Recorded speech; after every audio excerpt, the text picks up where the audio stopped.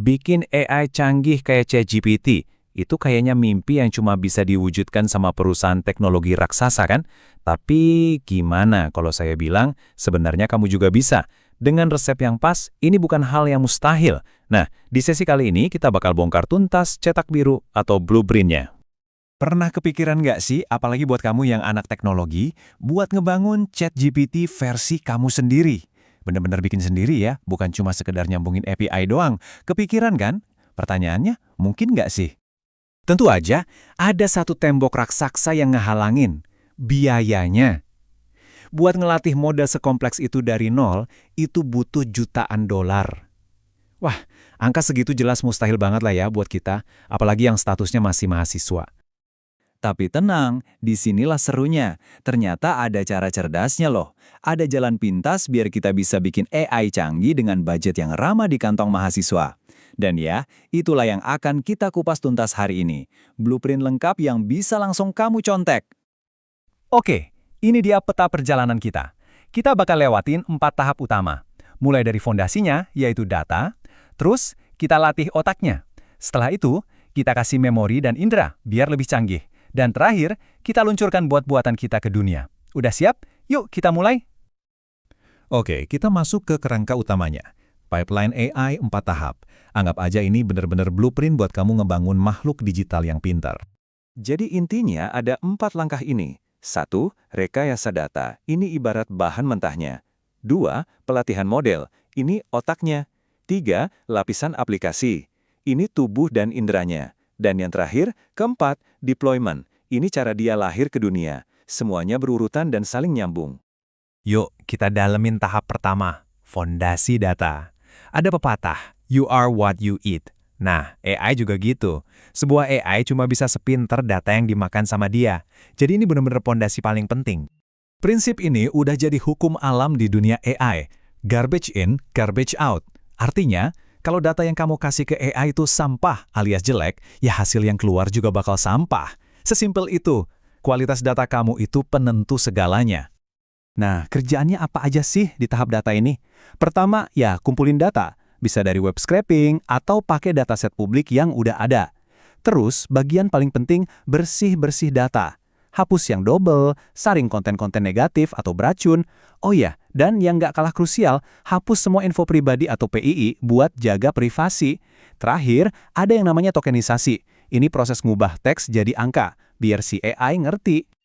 Oke, data udah beres, udah bersih. Sekarang saatnya kita lanjut ke tahap 2, melatih otaknya. Disinilah kita pakai data bersih tadi buat ngajarin model AI kita cara mikir dan tentunya cara ngobrol. Nah, di sini ada 2 pilihan jalan nih. Jalan pertama, pre-training dari nol. Ini jalan yang, ya, anggap aja mustahil buat kita. Butuh ribuan GPU, biayanya jutaan dolar, lupakan. Jalan kedua, ini jalan yang cerdas buat kita. Fine-tuning. Cukup pakai 1 GPU gaming di rumah, atau bahkan bisa gratisan pakai Google Colab. Jelas ini pilihan yang paling masuk akal kan? Terus kok bisa sih fine-tuning se-efisien itu? Nah, ini dia senjata rahasianya. Teknik yang namanya LoRA, singkatan dari Low Rank Adaptation. Ini benar-benar game changer. Jadi, daripada kita ngelatih ulang semua bagian model yang super gede itu, dengan LoRA, kita cuma perlu ngelatih sebagian kecil banget. Kira-kira cuma 1% aja dari total parameternya. Kebayang kan? Ini yang bikin kebutuhan komputernya anjlok drastis dan bikin hal yang tadinya mustahil jadi sangat-sangat mungkin buat kita kerjain. Cara ngajarinnya juga ternyata lebih simpel dari yang dibayangin. Nggak perlu data yang ribet-ribet, kita cuma perlu kasih dia contoh-contoh percakapan, formatnya pasangan tanya-jawab sederhana aja, kayak yang kamu lihat di layar ini. Gampang kan? Sip, otaknya udah pinter. Sekarang kita masuk tahap 3, menambah memori dan indera. Jadi, otak yang pinter ini perlu kita kasih badan biar dia bisa ingat obrolan dan bisa ngelihat informasi baru dari dunia luar. Kamu pernah nggak sih ngobrol panjang sama chatbot, terus di tengah-tengah dia lupa nama kamu siapa, atau lupa apa yang kamu omongin di awal? Nyebelin kan? Nah, itu bukan karena chatbotnya nggak peduli, tapi emang ada masalah teknis di baliknya. Penyebabnya itu namanya context window. Gampangnya ini tuh memori jangka pendeknya si AI. Kalau memorinya ini udah penuh ya informasi yang lama bakal mulai dibuang buat ngasih tempat ke informasi yang baru masuk. Makanya dia jadi pelupa. Terus solusinya gimana? Nah, Kenalin namanya RAG atau Retrieval Augmented Generation. Ini solusi yang keren dan elegan banget. Analoginya gini, RAG itu ibarat ngasih si AI ujian open book. Dia bisa nyontek dari dokumen atau data apapun yang kita kasih. Cara kerjanya simple. Pertama, semua dokumen kita, misalnya PDF materi kuliah, disimpan di sebuah database khusus. Kedua, waktu kita nanya sesuatu, sistem bakal otomatis nyari info yang paling nyambung dari dokumen-dokumen tadi. Ketiga, potongan info yang relevan itu dikasih ke AI bareng sama pertanyaan kita. Jadi AI-nya punya konteks lengkap buat jawab. Dan kita sampai di tahap terakhir. Tahap 4, meluncurkan bot Anda. Disinilah semua kerja keras kita terbayar. Kita bakal gabungin semua bagian yang udah kita bikin dan siapin bot kita biar bisa dipakai sama orang lain. Nah, ini dia contekan atau resep lengkapnya tech stack yang bisa langsung kamu pakai buat proyek skripsi atau portofolio.